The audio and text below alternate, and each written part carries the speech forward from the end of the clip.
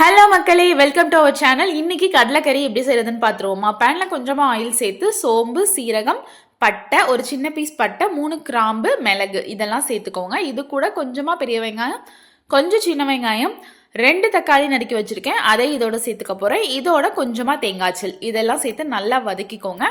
இந்தளவு வதங்கினதுக்கப்புறம் இதை ஆற வச்சு ஒரு பேஸ்ட் அடித்து தனியாக எடுத்து வச்சிடலாம். இப்போ குக்கரில் ஆயில் சேர்த்து சோம்பு பொரிஞ்சதுக்கப்புறம் பொடியாக நறுக்கின பெரிய வெங்காயம், கறிவேப்பிலை, ஒரு 1/2 டீஸ்பூன் அளவு இஞ்சி பூண்டு பேஸ்ட் அதோட ஸ்மெல் போகிற அளவு வதக்கிக்குவோங்க. இப்போ நம்ம அரைச்சி வச்சிருக்க பேஸ்ட்டை இதோட சேர்த்துடலாம்.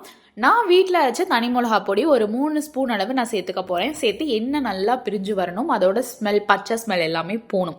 இந்தளவு பிரிஞ்சு வந்ததுக்கப்புறம் நான் ஊற வச்சுருக்க வெள்ளை கொண்டக்கல்லையும் இதோட சேர்த்துக்க போகிறேன். தேவையான அளவு உப்பும் சேர்த்துக்கோங்க. அவ்வளோதான். ஒரு 3 விசில் வச்சு இறக்குனிங்கன்னா சூப்பரான கடலைக்கறி ரெடி. இது இட்லி, தோசை, இடியாப்பம் எல்லாத்துக்குமே சூப்பர் காம்பினேஷன். கண்டிப்பாக ட்ரை பண்ணி பார்த்துட்டு எனக்கு கமெண்ட் பண்ணுங்கள்.